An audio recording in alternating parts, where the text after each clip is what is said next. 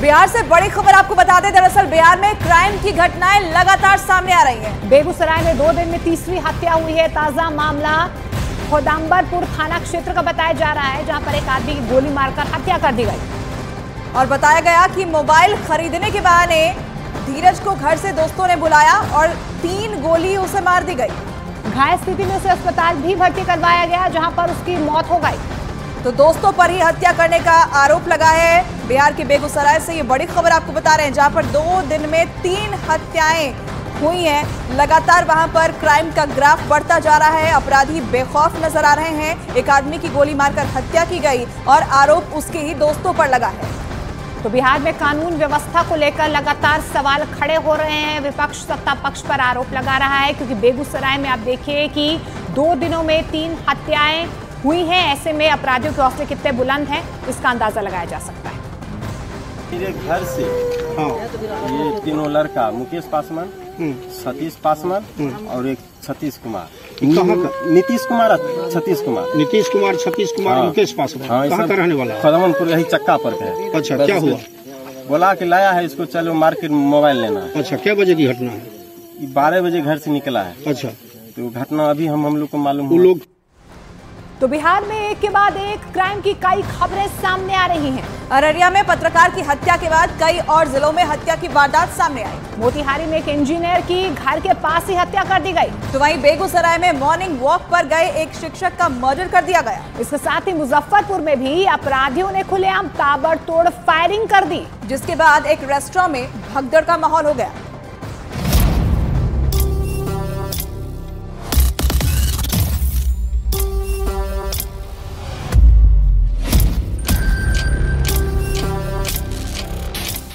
बिहार में crime out of control,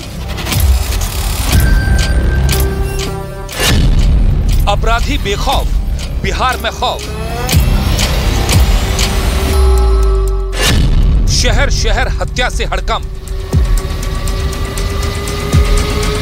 Araria, Begusarai, Muzaffarpur, Motihari, इस फहरिस्त में बिहार के और भी कई जिले हैं जहां अपराधी बेखौफ हो गए हैं। कहीं गवाह की हत्या कर दी गई, तो कहीं लोगों में खौफ पैदा करने के लिए ताबड़तोड़ फायरिंग की गई।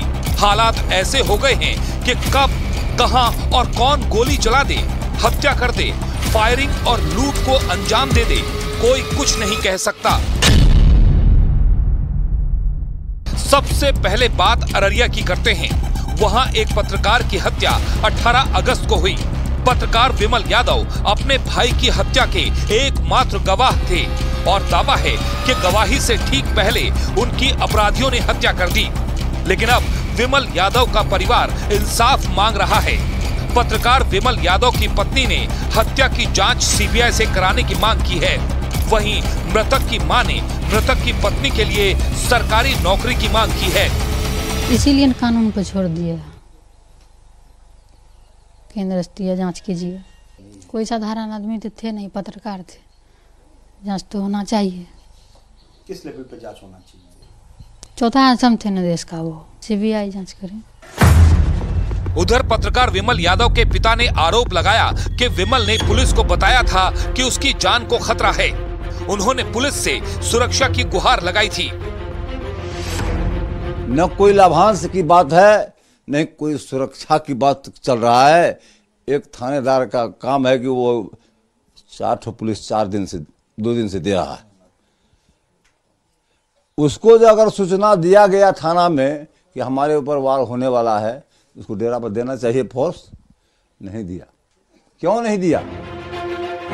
हालांकि अररिया के एसपी ने बताया कि 8 में 4 आरोपियों को गिरफ्तार कर लिया गया है।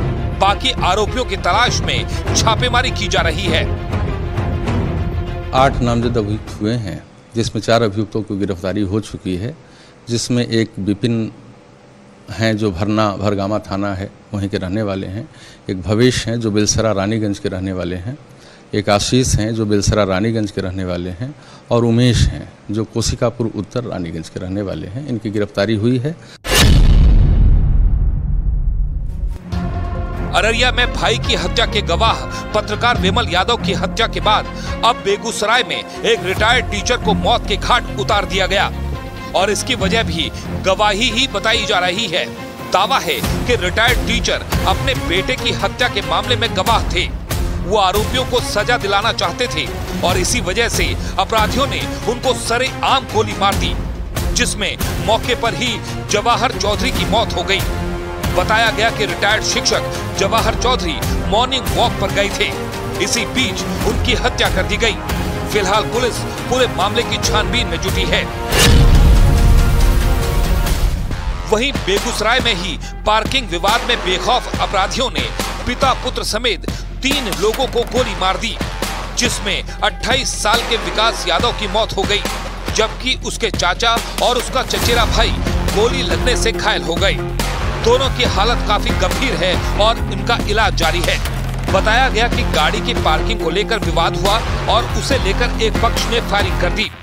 फिलहाल पुलिस ने एक आरोपी को गिरफ्तार कर लिया है, वहीं दूसरे आरोपियों की गिरफ्तारी के लिए छापेमारी जारी है।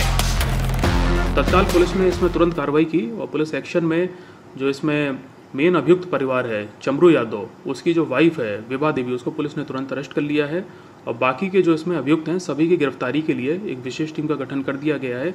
लगातार इसमें छापेमारी हो रही है।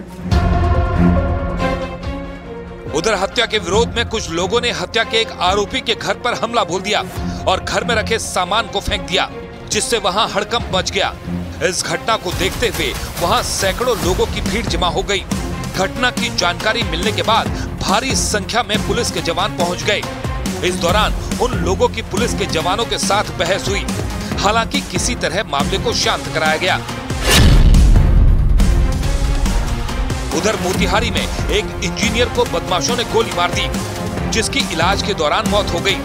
वारदात को मोतिहारी के चकिया थाने के चंद कदम की दूरी पर अंजाम दिया गया। मोटरसाइकिल सवार 2 बदमाशों ने राजीव यादव से पहले उनके घर का पता पूछा और सरेआम गोली मारकर फरार हो गए। घटना का सीसीटीवी भी सामने आया है, जिसमें साफ देखा जा सकता है कि मोटरसाइकिल से आए बदमाशों ने किस तरह से उन्हें गोली मारी। गंभीर रूप से घायल राजीव को जब अस्पताल ले जाया जा रहा था तो रास्ते में ही उनकी मौत हो गई। पुलिस ने घटनास्थल से 2 खोखे बरामद किए हैं। पुलिस ने केस दर्ज कर मामले की जांच शुरू कर दी है। बिहार के मुजफ्फरपुर में एक रेस्टोरेंट में सरेआम ताबड़तोड़ फायरिंग की गई, जिससे लोगों में खलबली मच गई। रेस्टोरेंट में मौजूद ग्राहकों ने टेबल के नीचे छिपकर अपनी जान बचाई। अचानक हुई ताबड़तोड़ फायरिंग से लोग दहशत में आ गए और टेबल की ओट में रेंगकर लोग बाहर निकले। पुलिस का दावा है कि रेस्टोरेंट मालिक को डराने के लिए घटना को अंजाम दिया गया। धार्मिक रूप से ऐसा लगता है कि डराने के लिए उन्होंने ये घटना कारित की है, क्योंकि जो लोग यहाँ चला रहे थे, होटल या रेस्टोरेंट के मालिक यहाँ चला रहे थे, जो लोग यहाँ पर बैठे थे, तो उनको भयभीत करने के लिए ये घटना कारित की गई है। किसी को टारगेट करके ये घटना नहीं की गई है। घटना इससे बड़ी भी हो सकती है। वारदात के वक्त वहां करीब 50 लोग थे। पुलिस ने वारदात के वक्त वहां मौजूद लोगों के बयान दर्ज कर लिए हैं। अब पुलिस अधिकारी सीसीटीवी के आधार पर मामले की जांच में जुटे हैं।